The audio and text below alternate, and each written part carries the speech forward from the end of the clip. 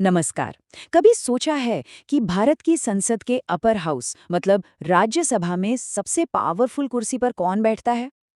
आज हम इसी कह सकते हैं थोड़ी रहस्यमयी और बहुत ही ताकतवर पोस्ट यानी चेयरमैन की भूमिका को समझने वाले हैं।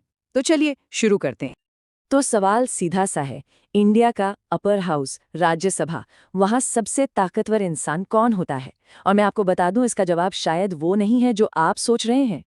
और जवाब है भारत के वाइस प्रेसिडेंट। जी हाँ, बिल्कुल सही सुना। वो कोई सांसद नहीं होते बल्कि देश के उपराष्ट्रपति होते हैं। ये हमारे संविधान का एक बहुत ही यूनिक सेटअप है जो इस पद को बहुत खास बना देता है। तो सवाल ये उठता है कि एक ही इंसान दो दो इतनी बड़ी जिम्मेदारियां कैसे संभालता है? चलिए इस डुअल रोल के कह सकते हैं ताने बाने को थोड़ा समझते हैं। देखिए, इस रोल के ना दो हिस्से हैं। एक तरफ वो देश के वाइस प्रेसिडेंट हैं, सबसे बड़ा दूसरा कॉन्स्टिट्यूशनल पद। लेकिन ये एक तरह से स्टैंड बाय रोल है।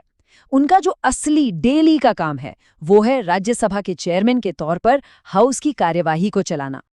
अच्छा, इन दोनों रोल्स को जोड़ने के लिए एक बहुत जरूरी शब्द है पदेन या एक्स ऑफिशियो। इसका मतलब बहुत सिंपल है। मतलब जो भी इंसान भारत का वाइस प्रेसिडेंट बनेगा वो ऑटोमैटिकली अपने पद की वजह से ही राज्यसभा का चेयरमैन भी बन जाएगा। कह सकते हैं एक के साथ एक फ्री। तो एक चेयरमैन के तौर पर उनकी पावर्स क्या हैं? इसे समझने का सबसे अच्छा तरीका है उन्हें संसद का रेफरी मान लीजिए, जिसका काम है कि खेल नियमों के हिसाब से हो और एकदम फेयर तरीके से चले। उनके पास कई बड़े अधिकार होते हैं, जैसे हाउस में डिसिप्लिन बनाए रखना, कॉन्स्टिट्यूशन और रूल्स की व्याख्या करना, ये तय करना कि कौन सा सदस्य बोलेगा और कितनी देर, और अगर बहुत ज्यादा हंगामा हो जाए तो हाउस को एडजर्न करना, मतलब कार्यवाही को रोकना। और हाँ, उनके पास एक बहुत ही स्पेशल वोटिंग पावर भी है, जिसके बारे में जानना बड़ा दिलचस्प है। जरा सोचिए, किसी बिल पर वोटिंग हो रही है और एकदम टाई हो जाता है, मतलब जितने वोट हाँ में पड़े उतने ही ना में। अब क्या होगा? बिल पास होगा या नहीं? यहीं पर चेयरमैन की एक बहुत यूनिक पावर सामने आती है। इसे कहते हैं कास्टिंग वोट या निर्णायक मत। देखिए, चेयरमैन नॉर्मली वोट नहीं करते। क्यों? ताकि वो इम्पार्शियल दिखें, किसी एक साइड के न लगें।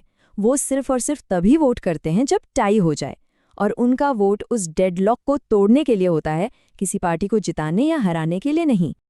अच्छा, इस रोल को और बेहतर समझने के लिए चलिए इसकी तुलना लोअर हाउस यानी लोकसभा के हेड स्पीकर से करते हैं। आखिर दोनों सदनों के मुखिया में क्या अंतर है? यहाँ कुछ बड़े अंतर साफ नजर आते हैं। पहली बात, चेयरमैन तो वाइस प्रेसिडेंट होने की वजह से एक्स ऑफिशियो होते हैं, जबकि स्पीकर को लोकसभा के सदस्य खुद चुनते हैं। दूसरी बात, मनी बिल्स यानी पैसे से जुड़े कानून, उनको सर्टिफाई करने का फाइनल अधिकार सिर्फ स्पीकर के पास होता है, चेयरमैन के पास नहीं। और हाँ, जब दोनों सदनों सबसे पहली और सबसे बड़ी बात है उनके कार्यकाल की सुरक्षा। मतलब स्पीकर को हटाना कोई बच्चों का खेल नहीं है। ऐसा नहीं है कि सरकार जब चाहे उन्हें हटा दे। उन्हें हटाने के लिए एक बहुत ही मुश्किल प्रक्रिया है, जिसके लिए सदन के प्रभावी बहुमत की जरूरत होती है। आसान भाषा में कहें तो ये बहुत मुश्किल है, और यही चीज उन्हें किसी भी तरह के दबाव से बचाती है। दूसरी चीज है पैसों की आज़ादी यानी वित्तीय स्वतंत्रता। ये भी बहुत जरूरी है। देखिए, स्पीकर का वेतन और भत्ते भारत की संचित निधि या कंसोलिडेटेड फंड ऑफ इंडिया से आते हैं। अब इसकी खास बात यह है कि इस पर संसद में हर साल वोटिंग नहीं होती। इसका मतलब क्या हुआ? इसका मतलब ये हुआ कि कोई भी सरकार उनके वेतन को एक राजनीतिक हथियार की तरह इस्तेमाल नहीं कर सकती, उसे रोक नहीं सकती। फिर आता है उनका वोट देने का अधिकार, जो बहुत ही अनोखा है। स्पीकर आमतौर पर किसी भी बिल या प्रस्ताव पर वोट नहीं करते, वो बिल्कुल न्यूट्रल रहते हैं। वो अपना वोट सिर्फ और सिर्फ एक ही हालत में डालते हैं, जब किसी मुद्दे पर पक्ष और विपक्ष के वोट बराबर हो जाए, मतलब टाई हो जाए, तब वो अपना कास्टिंग वोट डालते हैं, जो सिर्फ टाई तोड़ने के लिए होता है, न कि किसी पार्टी को जिताने के लिए।